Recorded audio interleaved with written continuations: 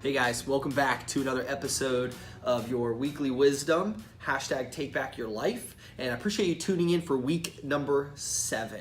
This week I've got an interesting topic, and I think I have a unique perspective or take on it, and it's the conversation of habits and control and how that ties in with your life.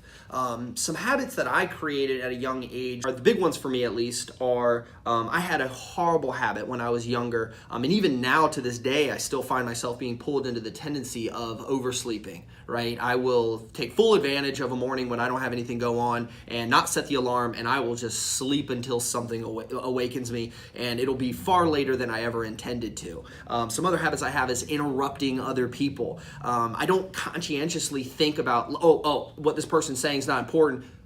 You know, like I have something more important to say. But in reality, what happens is somebody says something, it triggers a thought in my mind, and I'm afraid that I'm going to forget what I was going to say, so I jump in and interrupt them, and it's incredibly rude. I've probably done it to most of you if you know me, and it's a horrible habit. And then the third habit is my habit of stress eating, right? When I get stressed, a lot of people cope with stress in different ways. For me, it's eating. It's like, hey, I'm not even hungry, but I'm stressed about something, or right? So some of the ways that I have used and recognized these bad habits and started to work on replacing them is, for instance, for my sleeping, is putting checks and balances and planning things that I cannot ignore for first thing in the morning, right? The most important activities of the day, I try to tackle first thing in the morning. That way I don't oversleep, right? When it comes to food, I limit the accessibility to convenient junk food in my home. I try not to have junk food around because then it limits my ability to give in to that habit. So I make some bigger decision changes, things that I have control over in order for that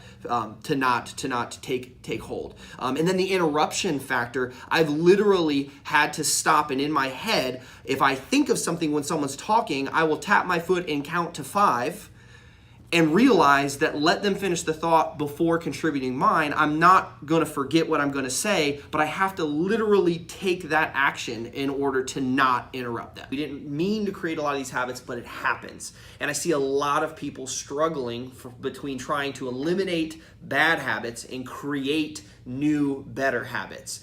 And there's some things that I want to tell you about. One concept is the 21-90 rule, all right? So there's a lot of people and there's a lot of science and differing opinions, but what it boils down to is this is one method you can use to try and create new, better habits. And that is 21 days of repetition of one particular item, and then continuing to do that same thing for another 90 days. So there's an initial kind of creation period of a habit, which takes 21 days of meticulous action and purposeful decision to do this activity, whatever it is, and then you have to be willing to keep with it for an additional 90 days to cement the concept in your subconscious. And when you cement something in your subconscious, that's the part of the habit where you actually do the activity without even thinking about it, right? The first 21 days, you have to do it and you have to think about it and you have to be purposeful in creating that habit. And here's another thing that you have to realize. When you have a bad habit, a lot of people go, I want to eliminate this bad habit. I want to stop doing it. I want to take the cold turkey approach and just eliminate it out of my life.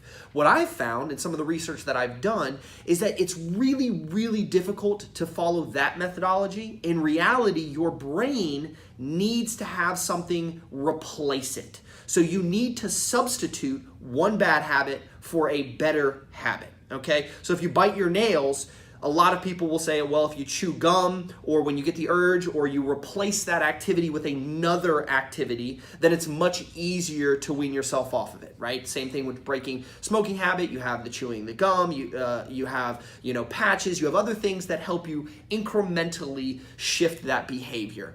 And the other part about habits is you want to do it small and methodically.